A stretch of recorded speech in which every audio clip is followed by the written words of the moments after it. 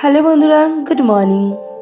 দীপিকার family থেকে আমি দীপিকা চলে এসেছি সুন্দর সকালে নতুন আরও একটি ব্লগ নিয়ে। আমার নতুন আরও একটি ব্লগে তোমাদের সবাইকে স্বাগত জানিয়ে চলো আজকের ব্লগটা শুরু করা যাক।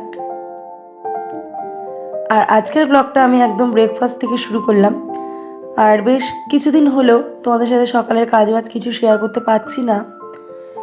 ইচ্ছে আছে খুব তাড়াতাড়ি আবার সমস্ত কাজকর্ম নিয়ে আসবো, কারণ এই দিকটা একটু সেটেল হলে তারপর আমি ওই দিকটা পুরোটাই সামলে নেব।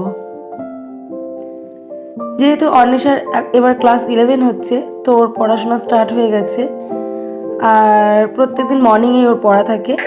আর সকালে আমি সমস্ত কিছু বাড়িতে সামলে ওর টিফিন করে দিই, আর সকালে ভিডিও করার কোনো টাইমই পাচ্ছি না।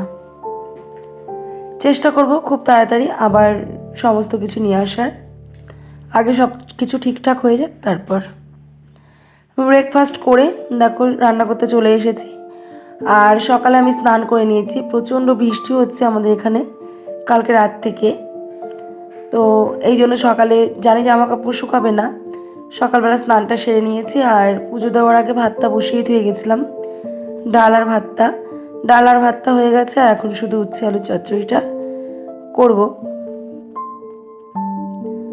আর সকালের জন্য যেহেতু অন্বেষাকেও বেশ কিছুদিন ধরে তোমরা জানোই রুটি দিচ্ছি ওকেও, তো ওর জন্য আমার জন্য রুটি বানিয়ে নিই সকালে প্রত্যেক দিনই। আর বাবুর বাবা শ্বশুরমশাই ওরা খায় ভাত। একদিকে আমি উচ্ছে আলু চচ্চড়িটা বসিয়ে দিয়েছি, আর একদিকে দেখো আটা মেখে লেচি করে কিন্তু রুটিগুলো বানিয়ে নিচ্ছি। প্রায় 10টা বাজে, এই 10টা 15 নাগাদ অন্বেষাও ঢুকে যাবে।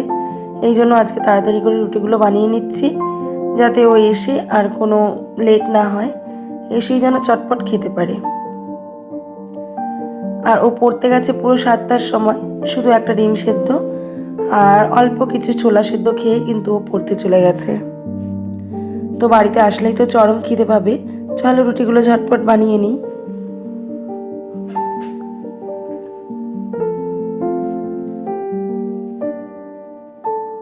একটা একটা করে কিন্তু আমার সমস্ত রুটিগুলো বানানো হয়ে গেল। আর ওদের আমি এই ফাঁকে বললাম না উচ্ছে আলুর চচ্চড়িটা বসিয়ে দিয়েছিলাম। উচ্ছে আলুর চচ্চড়ির ঢাকনাটা খুলে দেখলাম প্রায় চচ্চড়িটাও রেডি হয়ে গেছে। এই রুটিগুলো নামিয়ে আমি উচ্ছে আলুর চচ্চড়িটাকে কিন্তু নামিয়ে নেব।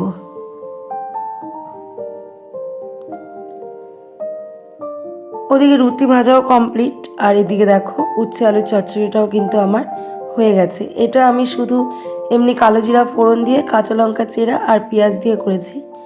অনেকে সর্ষে বাটা দিয়ে করে থাকে, কিন্তু আমি সর্ষে বাটা দিয়ে করিনি, এমনি প্লেনভাবেই করি। আর এখানে দেখো করে নিয়েছিলাম লাউ দিয়ে, আজকেও মুসুর ডাল করেছি। আর সয়াবিন ভিজিয়ে রেখেছি, এটাকে আমি দুপুরবেলা রান্না করব। সবাইকে ভাত দিয়ে দিয়েছি সকালে। আর এদিকে দেখো অনর্গল কিন্তু রাত থেকে বৃষ্টি হয়ে গেছে। বৃষ্টি দেখলেই মনে পড়ে যায় সেই ছোটবেলার কথা। ছোটবেলায় বৃষ্টি হলে কত মজা করতাম, কত কবিতা বানাতাম। বৃষ্টি পড়ে টাপুর টুপুর নদে এলো বান, এইটা তো একদম মুখেই লেগে থাকতো। আর দেখো বৃষ্টির ঠান্ডা ঠান্ডা আবহাওয়া পেয়ে সব ঘুমাচ্ছে। ওদিকে বাবু, এদিকে অন্বেষা, সব ঘুমাচ্ছে।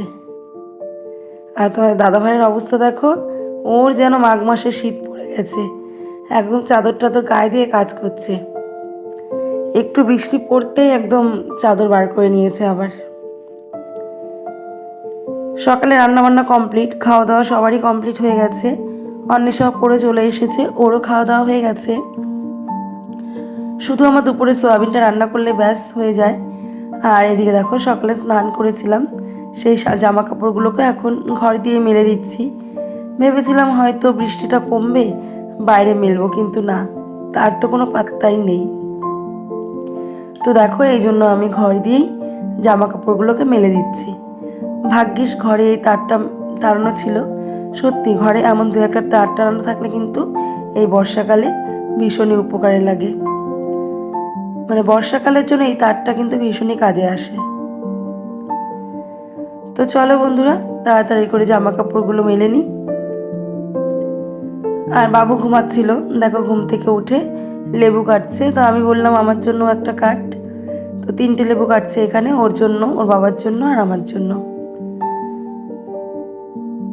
আর এদিকে দেখো লেবুটা খেয়ে আমি কিন্তু সোয়াবিনটা বসিয়ে দিয়েছি। আর বেশ কিছুদিন হলো আমি সকালে মোটামুটি ডাল ভাজা, ডাল চচ্চড়ি এগুলো দিয়ে চালিয়ে নিচ্ছি। আর একটা তরকারি, সেই তরকারিটা বড় করে করছি দুপুরবেলা, এবং সেই তরকারিটাই কিন্তু আমাদের রাত্রেও হয়ে যাচ্ছে। আর এই তরকারিটার থেকে আমি একটা বাটিতে আলাদা করে তুলে রাখছি, তো সেটা নষ্ট হওয়ার চান্সটাও থাকছে না। আর রাতের কিন্তু আমাদের ওই তরকারিটা দিয়ে হয়ে যাচ্ছে। সকালে 3 পদ 4 পদ 5 পদ যাই করি না কেন, সকালে আর দুপুরে কিন্তু খেয়ে শেষ হয়ে যায়। তাই আমি বেশ কতদিন ধরে এই টেকনিকটা, যেটাকে বাচ্চারা বলে না নিনজা টেকনিক, তো আমি এই নিনজা টেকনিকটাকে অ্যাপ্লাই করছি। সকালে ডাল ভাজা এগুলো দিয়ে গরম গরম দিয়ে দিচ্ছি, আর দুপুরবেলা কি করছি, একটা তরকারি বড় করে করছি, ওটাকে আলাদা করে তুলছি। রাতে শুধু রুটি করছি, তো ওই তরকারিটা দিয়ে কিন্তু আমাদের রুটিটা খাওয়া হয়ে যাচ্ছে। আর এভাবে কিন্তু আমাদের মধ্যবিত্ত ঘরের বউদের একটু বুদ্ধি খাটিয়ে চলতে হয়। আর তার ফলে কি হয়, সংসারে কিন্তু অনেকটা আয়ও হয় এবং টাকাটাও বেঁচে যায়। আর আমাদের মতো গৃহবধূদের হাতেই কিন্তু সংসারের চাবিকাঠি। আমরা ইচ্ছে করলেই সংসারে অনেক অনেক টাকা ব্যয় করতে পারি, আবার ইচ্ছে করলেই কিন্তু অল্পের মধ্যে সুন্দর করে সংসারটাকে গুছিয়ে চালাতে পারি। এই তরকারিটা যদি আমি সকালে করতাম তাহলে কিন্তু ঠিক শেষ হয়ে যেত, আমাকে রাত্রেবেলা কিন্তু আবার নতুন করে কোনো একটা তরকারি করতে হতো, এতে খরচাটাও দ্বিগুণ হতো। এবার আমি এই টেকনিকটা অ্যাপ্লাই করেছি যে দুপুরবেলা করবো, সেটাকে তুলে রাখবো, রাত্রে হয়ে যাবে। এতে আমার সংসারের কিছুটা আয়ও হলো, কিছুটা টাকাও বেঁচে গেল। সেই বেঁচে যাওয়া টাকাটা কিন্তু আমরা চাইলে ভবিষ্যতের জন্য অল্প অল্প করে সেভিংসও করতে পারবো, এবং সেই টাকাটা দিয়ে আমার নিত্য প্রয়োজনীয় কোনো জিনিসও কিন্তু আমি করতে পারবো। তো আমাদের মতো গৃহবধূরা চাইলেই কিন্তু আমরা একটু বুদ্ধি খাটিয়ে সংসারের কিন্তু অনেকটাই খরচ কমিয়ে ফেলতে পারি, এবং অন্যান্য দিক থেকে সংসারে কিন্তু আমরা অনেকটা আয়ও করতে পারি। তো যাই হোক, সোয়াবিনটা হয়ে গেছে, রাতের জন্য আমি আলাদা করে বাটিতে তুলে রেখেছি। আর এখন বাজে 2:10, আমি আর বাবু ভাত খেয়ে নিলাম। আর আমি দুপুরবেলা এখন একদম ভাতের পরিমাণটা কমিয়ে নিয়েছি, অল্প ভাত আর 2টো রুটি নিয়ে নিয়েছিলাম। খাওয়া দাওয়া করে দেখো এখন এঁঠো মুছে গ্যাসটাকেও ভালো করে মুছে নিলাম। আর যেহেতু বৃষ্টি হচ্ছে, তোমাদের দাদাভাই কিন্তু একটু ঘুমিয়ে রয়েছে, তাই ও আর ভাত খেলো না। ও বলছে ঘুম থেকে উঠে পরে খাবো। তো যাই হোক, খাওয়া দাওয়া কমপ্লিট করে আমারও শরীরটা খুব ম্যাচ করছে। তো আর একটুখানি কাজ আছে, ওটা করে একটু ঘুমাবো। ঘুম থেকে উঠে তারপর আবার করব, কারণ হিসাবের কাজ একটুখানি বেহিসাবি হলেই কিন্তু সব গন্ডগোল হয়ে যাবে। তখন কিন্তু আমি সময়ের কাজটা আর সময়ে করতেই পারবো না। গুড ইভিনিং, শুভ সন্ধ্যা সবাইকে। আর বৃষ্টি ভেজা সন্ধ্যাবেলা তো একটু কিছু করে খেতে সবারই মন চায়।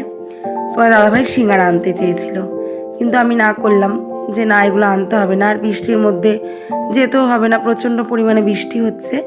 তো ঘরেই আমি একটু চিড়া ভেজে নিলাম আর একটু চা করে নিলাম। আর ওই যে বললাম দুপুরবেলা শরীরটা ম্যাচ করছিল, খাওয়া দাওয়া করে এমনিতেই ঘুমাই, আবার আজকে একটু ঠান্ডা, তো আজকে একটু বেশিই ঘুমিয়ে পড়েছিলাম।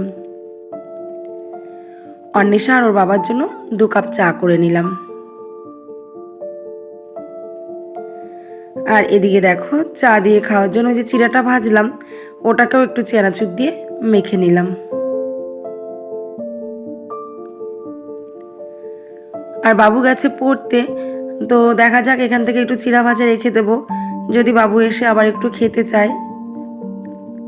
দেখো এখন অন্বেষা হচ্ছে মেঘনাকে পড়াচ্ছে, মেঘনা পড়তে এসেছে, ও তো অন্বেষা মেঘনাকে পড়ায়, তোমরা অনেক ভিডিওতেই দেখেছো। তো অন্বেষাকে চা দিয়ে দিলাম, চিড়া দিয়ে দিলাম, বললাম মেঘনাকে একটু দিতে। আর এদিকে তোমাদের দাদাভাই দেখো হেডফোন কানে দিয়ে গান শুনতে শুনতে একদম রিল্যাক্সে কাজ করছে। চাটা দিয়ে দিলাম, সবাই সবার কাজে ব্যস্ত। আর আমারও না প্রায় কাজ আজকে হয়েই গেছে। আজকে আমার একদম খুব তাড়াতাড়ি সকাল সকাল বসেছি, আর সকাল সকালে কিন্তু হয়ে গেছে। আর দেখো শোকেসটা ভিতরটা পুরো একদম বাসনপত্র মানে এই প্লেটগুলো না একদম ধুলো ধুলো হয়ে গেছিলো। তো চলো এগুলোকে পরিষ্কার করতে থাকি। আর রাত্রে কোনো কিছু রান্না নেই, তরকারি তো উঠিয়ে রেখেছি জানোই, শুধু রুটি বানাবো আর কি। আর এগুলো পরিষ্কার করি, চলো এগুলো আমি করতে থাকি। আর তোমাদের ভিডিওটা কেমন লাগলো একটু লাইক করে একটা কমেন্ট করে জানিও। ভালো লাগলে লাইক, কমেন্ট, সাবস্ক্রাইব, শেয়ার বন্ধুদের মধ্যে একটু। আর নতুন বন্ধু হয়ে থাকলে চ্যানেলটাকে সাবস্ক্রাইব করে এই ছোট্ট পরিবারের পাশে থেকো। তো এখনকার মতো টাটা, গুড নাইট সবাইকে। সবাই ভালো থেকো, অনেক সুস্থ থেকো। দেখা হবে আবার ঠিক কালকে সেম টাইম নেক্সট ব্লগ নিয়ে। আর তোমাদের কাছে একটা কোশ্চেন, আমি অনেক দিন আগে প্রায় ধরো 17, 18, 20 দিন মতো আগে একটা চ্যালেঞ্জিং ভিডিও রেখেছিলাম, 15 ডেজ চ্যালেঞ্জ। তো তোমরা যদি কোনো পরিবর্তন দেখতে পাও অবশ্যই কমেন্ট করে জানিও। এখনকার মতো টাটা, গুড নাইট।